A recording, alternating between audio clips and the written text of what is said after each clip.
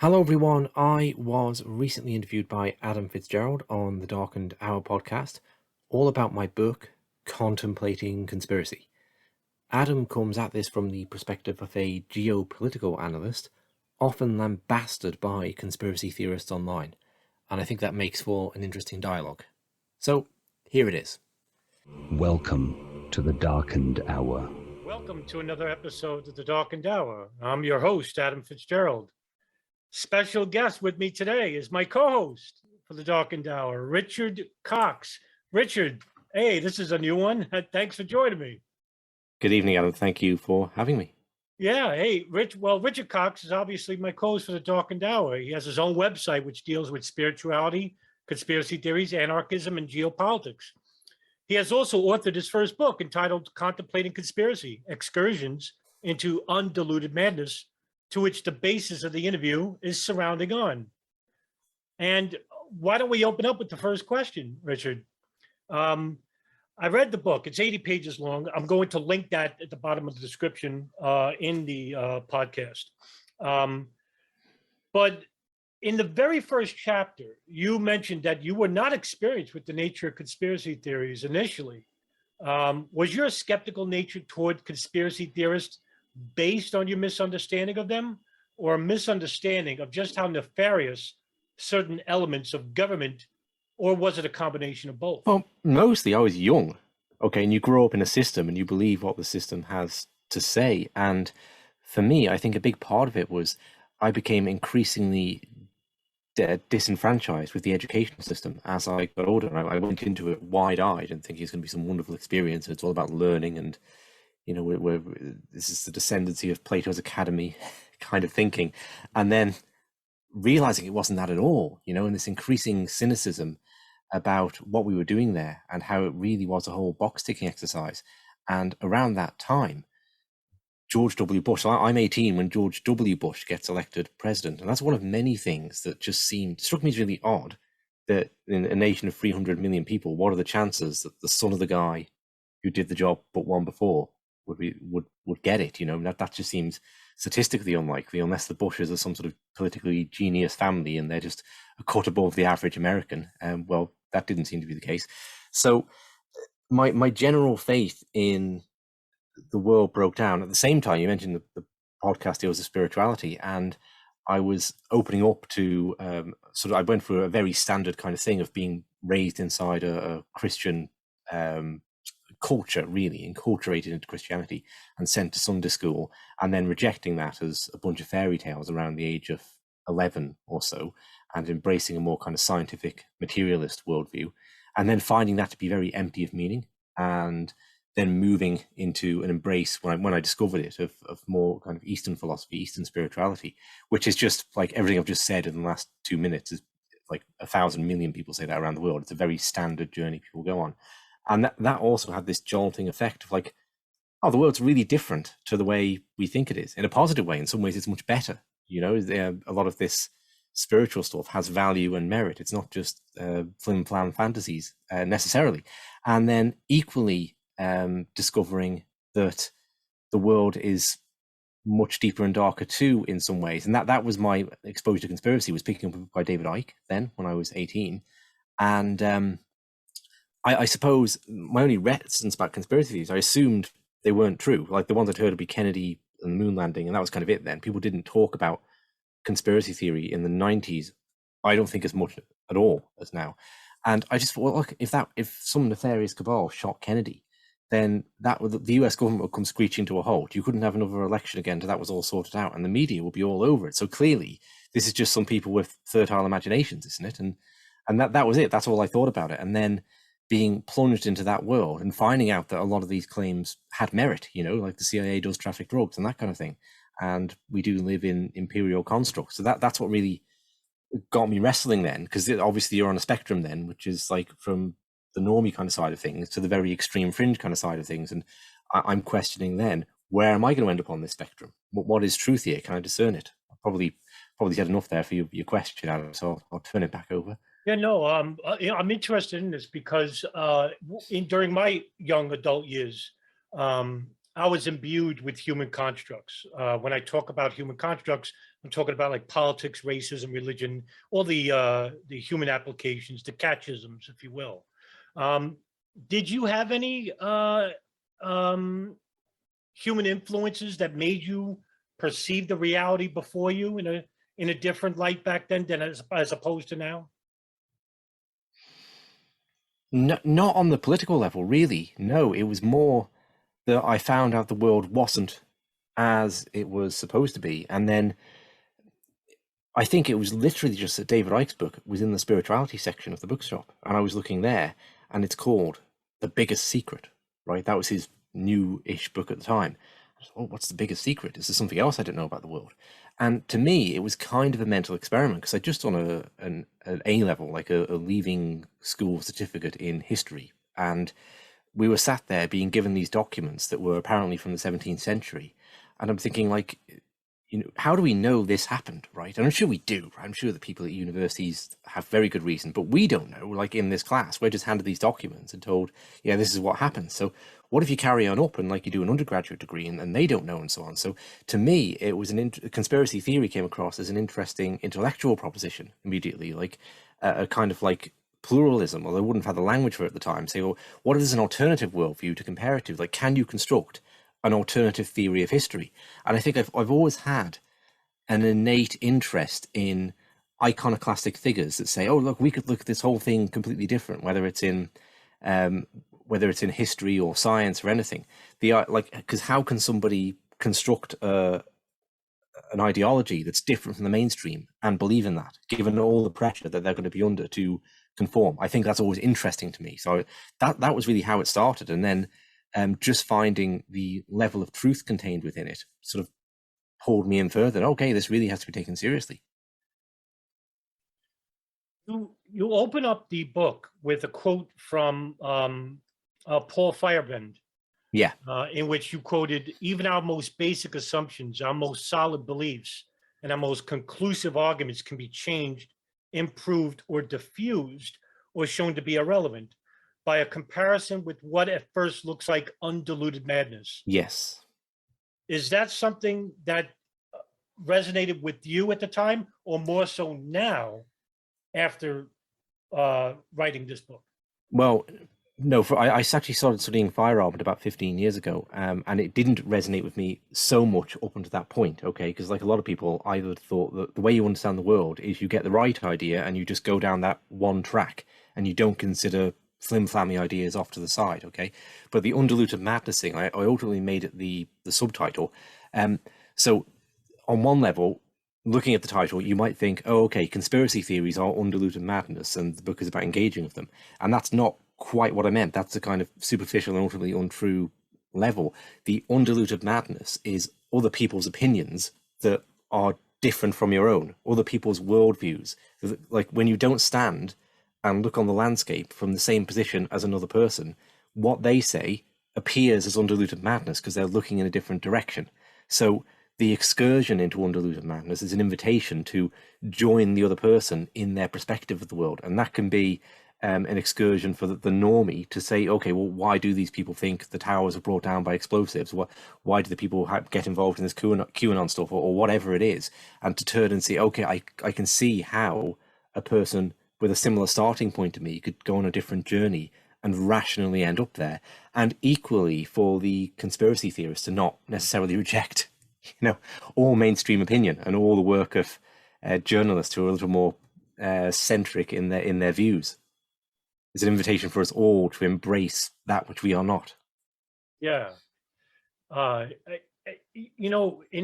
the book, you took great care to mention your introduction into David Icke and how his views toward materialism and conspiracy influenced you.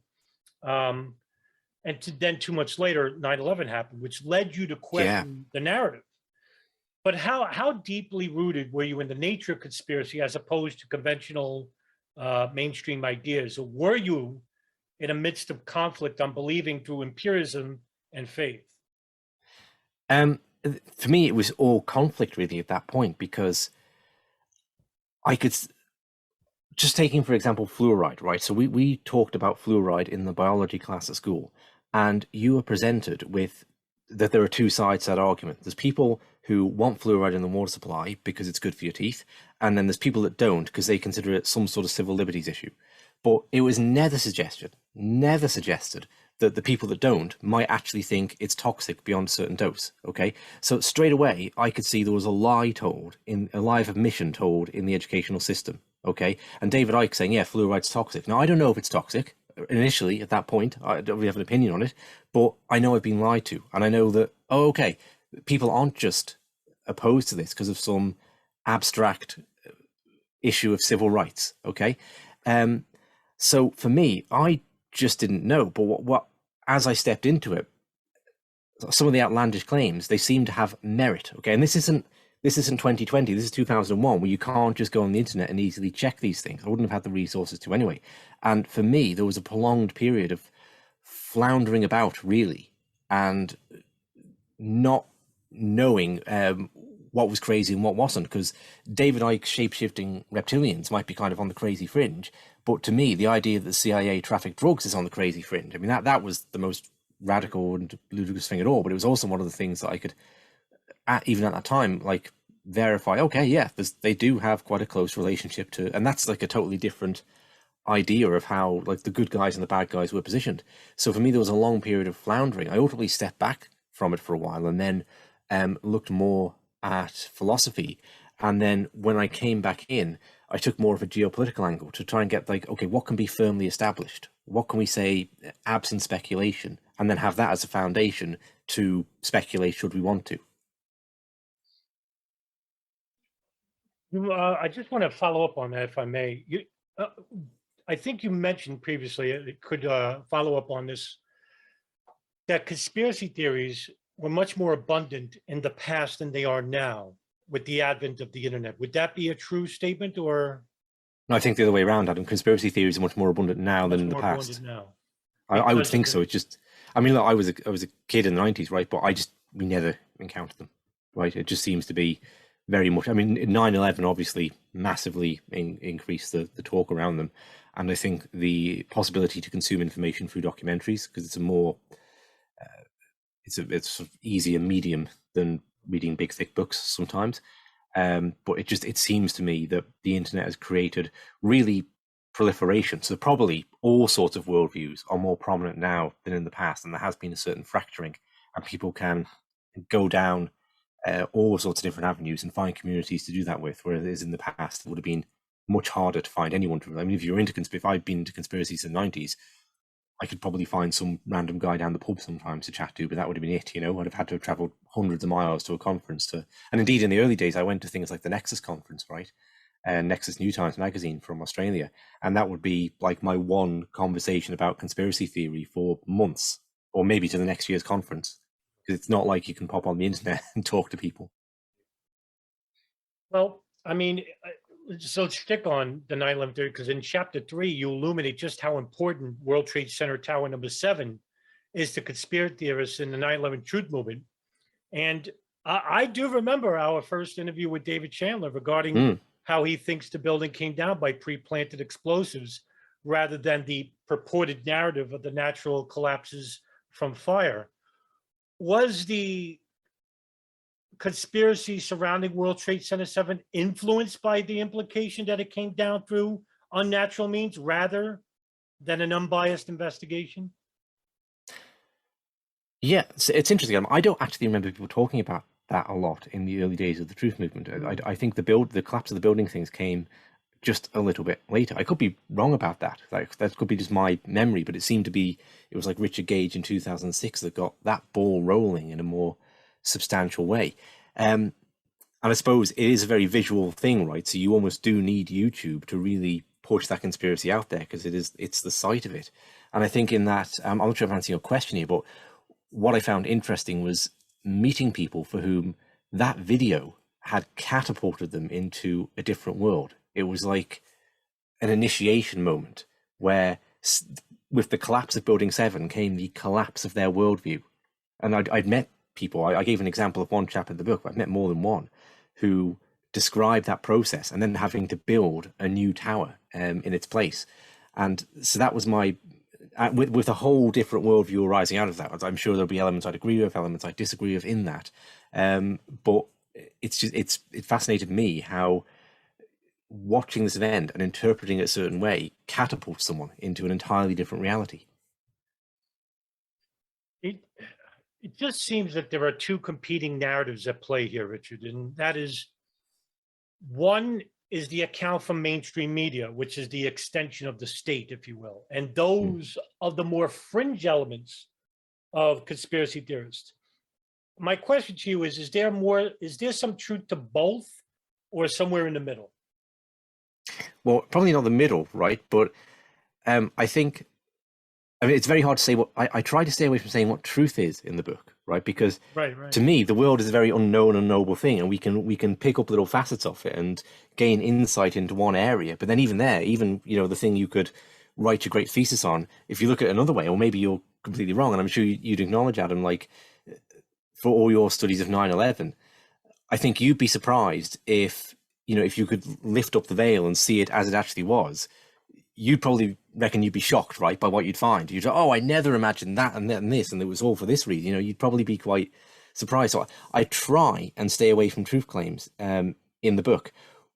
What I suggest is, with the world being unknowable, we therefore benefit from adopting different perspectives upon it. So it could be that a conspiratorial vision where you have this deep state architecture running even over hundreds of years, looking at it that way, it might not be true, but it might open you up to seeing things that a less conspiratorial vision doesn't. And then it could be also that stepping out of that and seeing, well, no, hang on a minute, it's also the case that events in history are very much a product of randomness too, and just whoever happens to be occupying positions of political power at the time and their personalities and what the weather was doing, and this kind of like spectrum between an extremely ordered account of history and an extremely random account. I would say both of those forces must be at play, and to be really healthy and balanced, it would be good to step between the two of them and look at various different lenses. Let me ask you a tough question, and where are we better? Well, this is a hypothetical, but it's I'll just base on your opinion. Is it better off knowing something or not knowing something? Well, that's very philosophical, Adam. That is a difficult question. I mean, I would say we quest to know things. Okay, now, like, there could be things that we know that make us uncomfortable. Like if I'd never gone down the conspiracy rabbit hole or the geopolitical rabbit hole, my life would be different, right? And arguably better in some ways. But it's interesting, isn't it? Because it's not that I would want that. And as I sit here now, I quest for more truth and to know more. So there seems to be some innate good in knowing and expanding knowing, even if it would be hard to justify that on paper in terms of what worldly gain did I acquire from this. Right. But it seems to be a good in and of itself, would you say? I mean, right. But because this is a question I had from a dear friend of mine, Nicole, who I share like a deep common bond when I talk about the nature of philosophy and geopolitics. And I asked her this question once because she's a mother, and I said, would you rather live in a past, like in a shield of ignorance in your past, because we were happier younger, as opposed to getting older and knowing more things, which are far more depressing in the reality of it, in the face of it?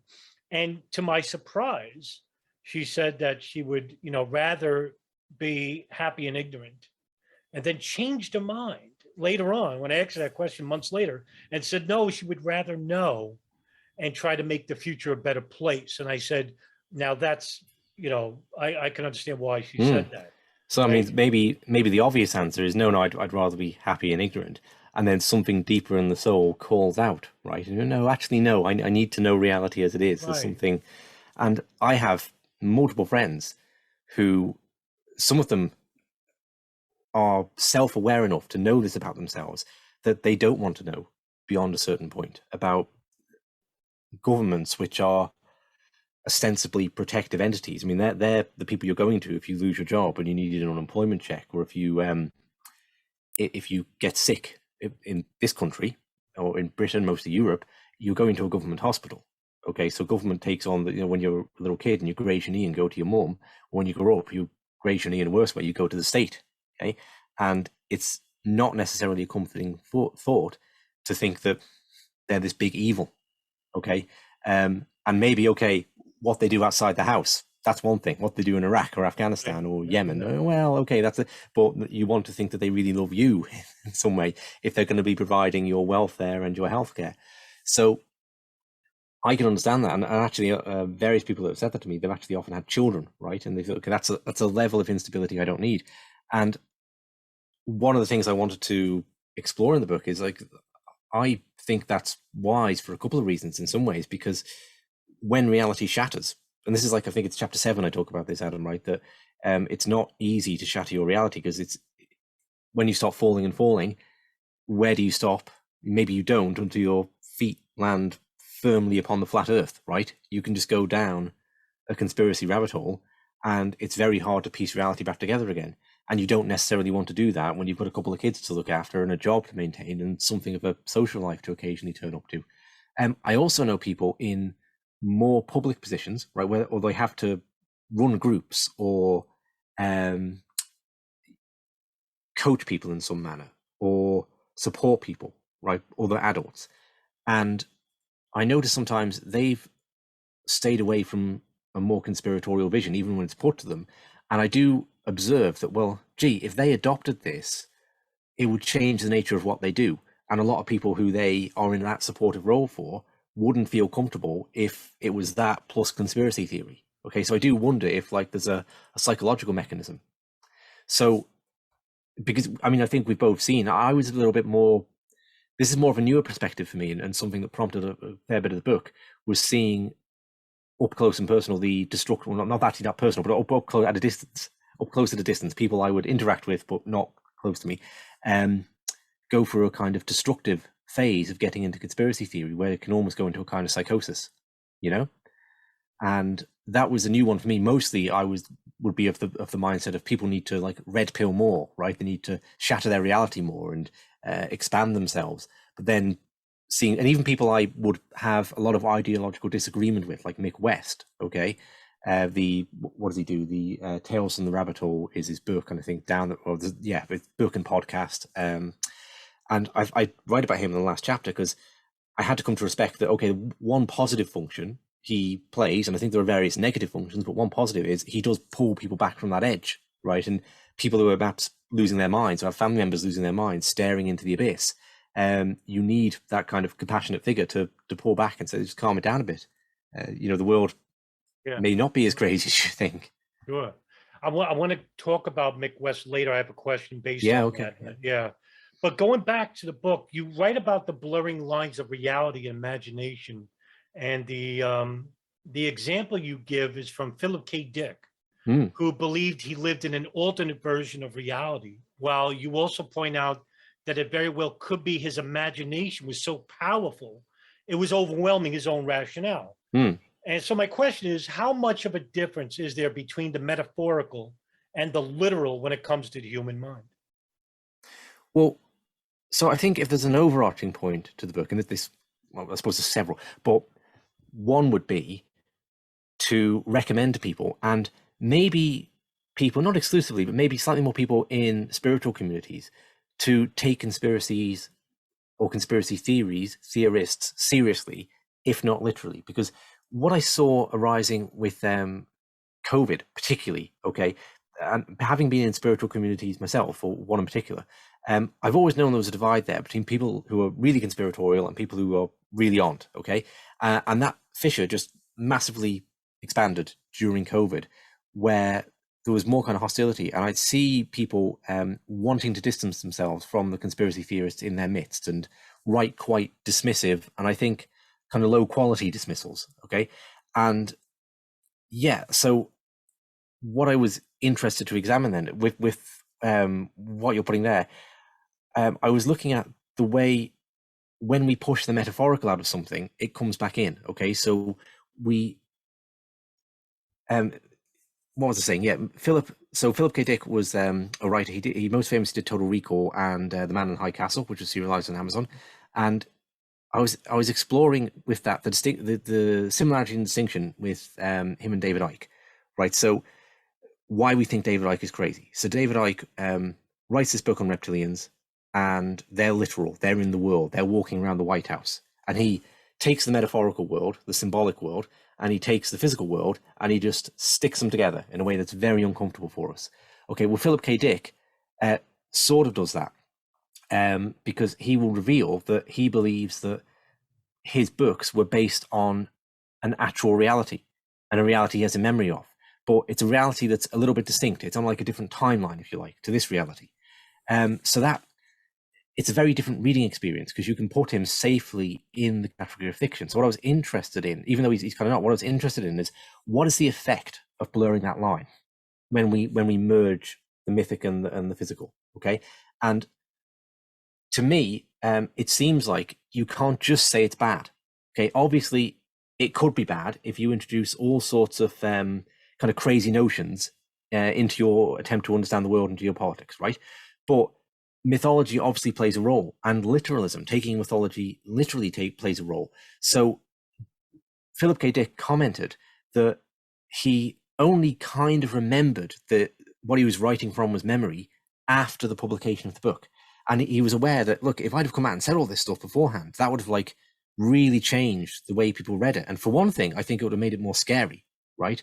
If you thought like the events of the Man in the High Castle, like Nazis taking over America, it's like, if you put that thought into, hey, this really happened, you know, and this could have happened in an alternative timeline, it did happen, it makes it a bit more, chilling. Whereas like David Icke, he does blur that line. He says, you know, the reptilians are real, they're real entities. And that then you can't leave it safely in the world of fiction. His work affects you if you take that in and take it on any way seriously, in a way that has this more chilling effect. And in that sense, I think it prompts greater action from a smaller number of people. Okay, so if you think about like, I was very interested in the mythos of Christianity, the idea of Jesus principally being a kind of spiritual initiation myth that got taken literally. And a friend of mine, Tim Freak, I've interviewed on this topic, he wrote some books on it. He thinks that's a really bad thing that happened, that it got taken literally. And I suppose he's echoing Joseph Campbell there in saying like a myth dies, it loses all its spiritual potential when it gets taken as history. Okay, and I wanted to put another side to that and say, well, clearly not, right? Because Christianity has 2 billion adherents and it's been around for 2,000 years. So where's the problem here, right? It's like, it's obviously, there's something very powerful in taking your myths literally. And I'm not saying, and therefore we should do this, but we should be aware of that. We should be aware that David Icke, for all his reptilians, even if he's not describing history accurately, he's doing something. It's having an effect on the hundreds of thousands, maybe millions of people that have come into contact with his work in a way that a John Pilger book wouldn't, and in a way that David Icke's work wouldn't if he put this is a work of fiction at the front. And it had that effect on me. It shattered my reality, right? So that's, you need something big and powerful and kind of crazy to do that. And I think, Adam, if you talk to a lot of people who, like yourself, maybe are very cynical about conspiracy theory, and they're doing what they attempt to be very erudite in their geopolitical research, a lot of them, if you ask, how did you get into this then? A lot of them have a crazy story, right? A lot of them like think that they got into it through Judy Wood's energy. I think it's your one, isn't it? Judy Wood's energy beams. They saw that crazy idea. What is this about?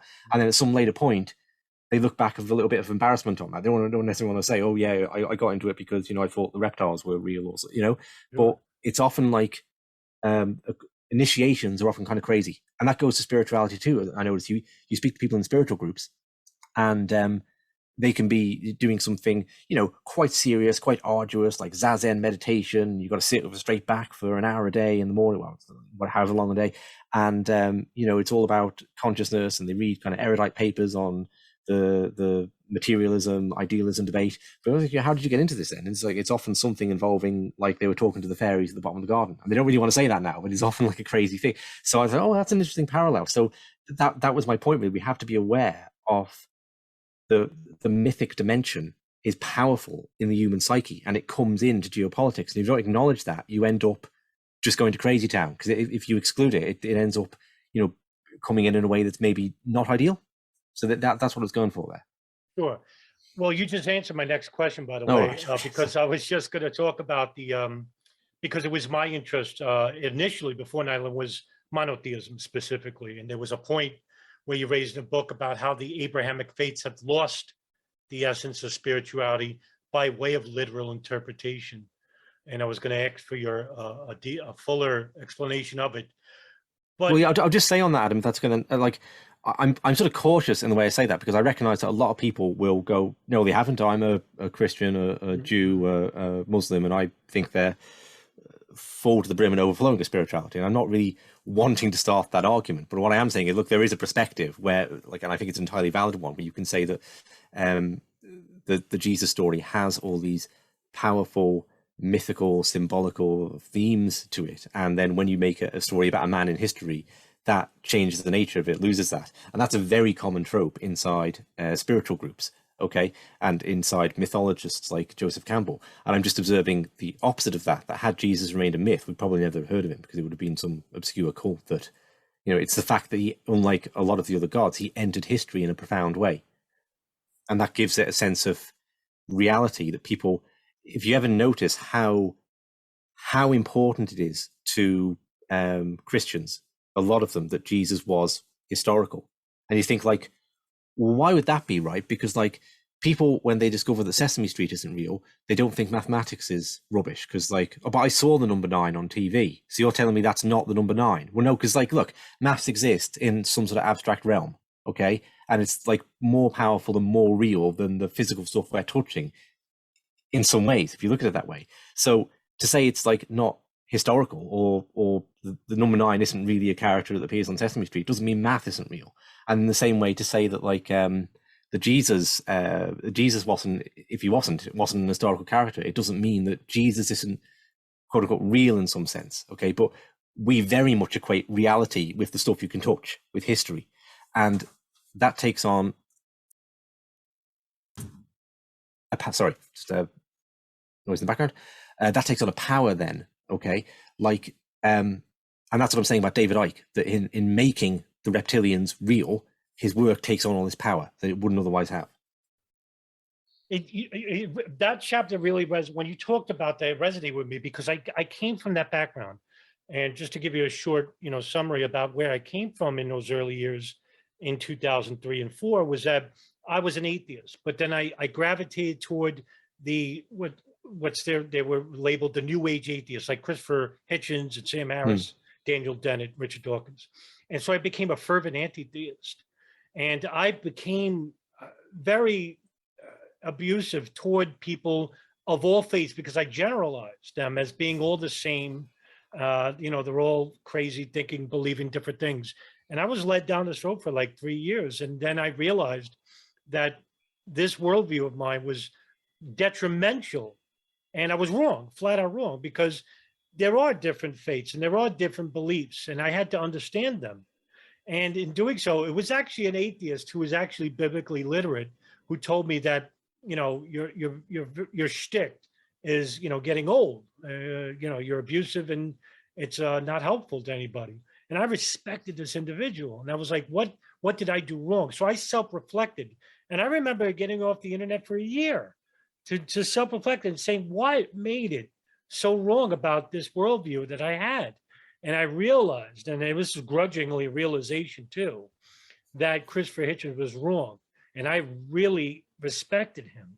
And not only was he wrong on the religious sense, in that I'm still an atheist. I don't think he's always wrong, but his generalizations and debates toward low-hanging fruit, the people who take the Bible literally, where he would never debate a spiritualist, a real theologian. But it also led me to believe that his views on the real world, because he became a neocon after 9/11, were also wrong. So in the end, it changed me and changed my life for the better, because here I am now. I had to really study about what I was railing against and what I believed. And so it changed me. It was like it changed everybody in the 9/11 community, and skeptic community, and truthers and debunkers. We all came from that fringe mentality that you outlined so perfectly in the book. And it really is I love the I'm glad you wrote the book, because it really resonates for a lot of people in the truth community, whatever it be 9/11 or anything else, because we've, even for skeptics, because we all came from that essence, that fringe essence. You know, when I first came into 9/11, I knew who Judy Wood was. First film I ever saw was In Plain Sight by Dave Von Kleist and Loose Change. And I believed no planes hit the Pentagon. I believed, there was no plane crash Shanksville. But because of that, I then looked at the other point of view, because I didn't want to make the same mistakes as I did with my previous thoughts on religion. So in religion, you have this concept of an initiatory myth. Okay, that's at least the people at the more esoteric end of the spectrum would see the more literal religion, the kind of religion that Hitchens and Dawkins criticizes as, oh yeah, they are making the same mistake as the fundamentalist religious types. They're thinking that the initiatory myth is the entirety of it. Okay, and what's interesting to me about that period, because I kind of hated that whole New Atheist period, because I was into a kind of symbolist interpretation, understanding of religion. So my friend of mine gave me Richard Dawkins' book with the kind of, here, that will sort you out kind of thing. And I said, oh, this guy is simplifying everything and he doesn't understand what he doesn't understand. But what's interesting about that period is there were all these predictions. I remember, like, going back to the 80s, John Shelby Sponge, the priest, wrote a book on Christianity saying, look, this whole kind of very literal, taking the Bible literally Christianity, that's all going to fall away. That's not going to be around 20, 30 years from now. And it's going to be a more kind of secular Christianity based on more kind of humanitarian principles that survives. Completely wrong. Completely wrong. What grew during the period was exactly the kind of religion that Dawkins and Hitchens railed against. It was the extreme literal version. And I think that speaks to the power of myth and the necessity of having myth in our lives. And I think that recently you've got figures like Jordan Peterson talking about sort of re-mythologized the intellectual landscape, and has reasserted, look, there is an importance to myth. Whatever you make of it, the underpinnings of it, there is an importance to it. And that was, in the book, the message to conspiracy, the message to people who do the kind of geopolitical analysis, which they feel that conspiracy theory detracts from, which I don't doubt it does, right? And I talk about how conspiracy theory is weaponized to protect the state, okay, to whenever, like, Fox News or MSNBC wants to cover 9/11, they'll get someone on from the very extreme fringe. So they're using a conspiracy to say, oh, look, people who question the state's narrative, wackos, and it keeps everyone in the box. So, I don't doubt they have a negative impact, but my point is they're not going away, okay? Because if you, like, nobody's first book on 9/11 is Peter Dale Scott's The Road to 9/11, okay? Unless you're an extremely unusual person, okay? You're not reading Kevin Fenton's Disconnecting the Dots as your first book, unless you're already, like, so involved in this world anyway that you're not really an outsider. You're just an outsider to one aspect of it.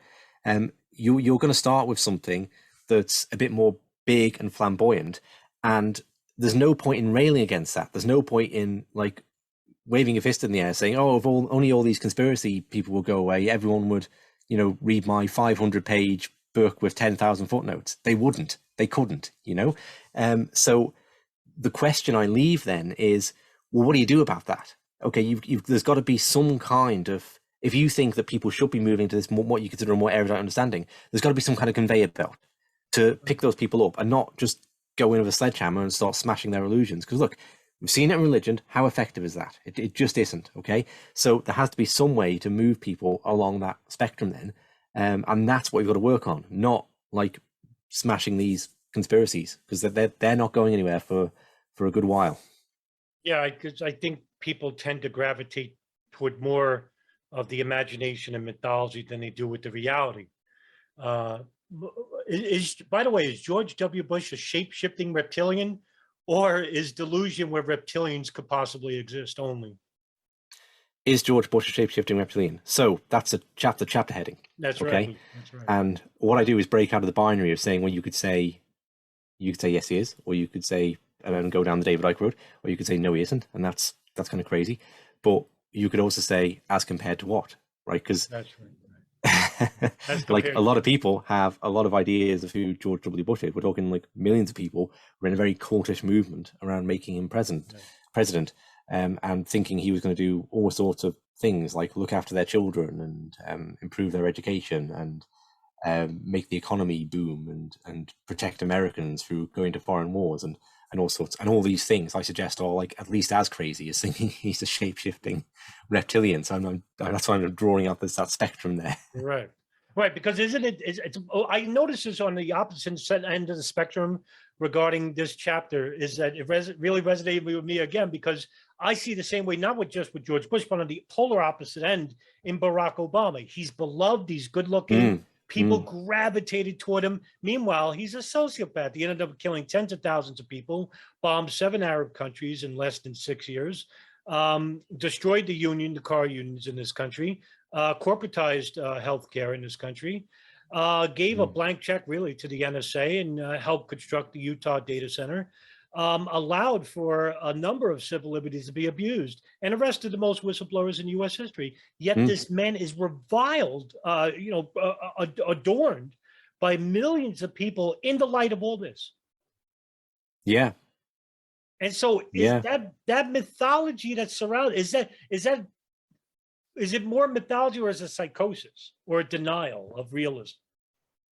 Yeah, I mean, I don't think I super go into this, but I think that the state has taken on a religious function. Because when I was young, I used to, there's this image put around that we live in a post-Christian culture, right?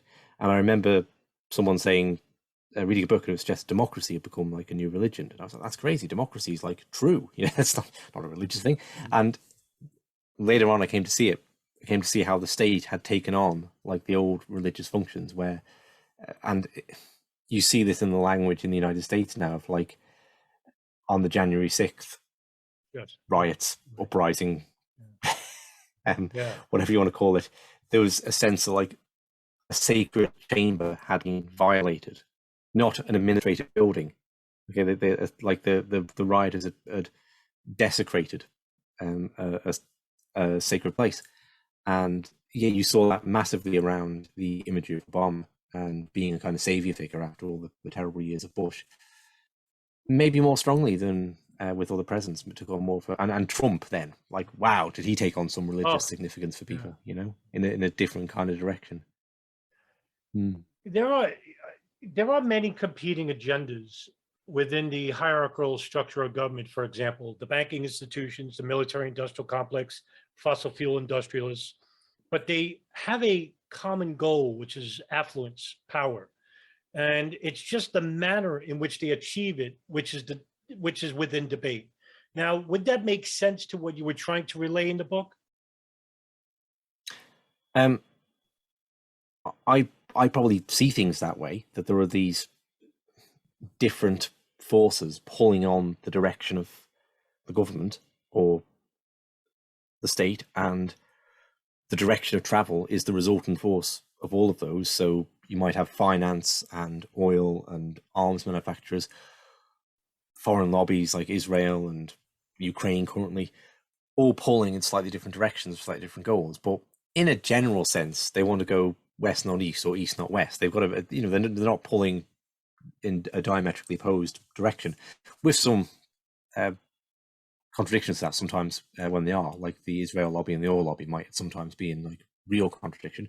But a resulting force arises out of that and the ship sails. But in relation to the book, I would just put that as like one paradigm, one way of looking at things amongst like several, because you could also have a factor like ideology. What role does, in one sense, like everyone's trying to enrich themselves through the state, but in another sense, there are people who have deep ideological commitments. They're trying to live out through the state too. So there is different, and which one of those forces predominates. In chapter 8, you coined the phrase conspirituality, which you defined the conjunction of conspiracy and spirituality. Tell us more about the meaning and where you got it from. Yeah, it's came about 10 years ago, and I didn't know this until I started writing the book. I'd heard people use it as kind of in a positive connotation, and people about my age who probably radicalized by 9/11 and then got into a spiritual thing too, or vice versa. So conspirituality. And then I heard it during the pandemic used as a pejorative term for people involved in spirituality who were corrupted by conspiracism and taken down this dark path. So it was actually a paper I'm going to say Charlotte Ward and David Voas, two academics who put the paper together and noticed this phenomenon and put it together about 10 years ago. They coined the term. So yeah, I was just interested, as I've probably addressed this a bit already, just exploring the parallels that exist between spirituality and conspiracy theory, but almost like they're a mirror image, right? So they're the opposite of each other, but a mirrored opposite. David Icke was quite an influential entity in your initial endeavors, past and even currently, from frenzied belief to questioning self and rationalizing the conspiracy from the narrative. Your message was clear at the end with Mick West that the truth is somewhere in the middle. What are we looking for, Richard? I think we're looking for a way to look, principally. I think we haven't resolved that, and we think we know the way to look, so then we're talking about what we're looking at. And what I want us to do is take a step back and say, well, how are we looking at this? Because I had a quote from Mick West where he said, look, the truth isn't in the middle. Like Building 7 either was or wasn't brought down by controlled demolition. There's no, in the middle, it's like nice fluffy thing to say, but it's not real. And I say, okay, maybe on that level, yes. But if you step back from the level of individual incidents to the level of people, then the truth is in the middle, because someone who holds the, like David Chandler, for example, our friend, he's a big, more than a believer. He's convinced from his knowledge of physics that Building 7 came down. Let's, for argument's sake, say he's wrong.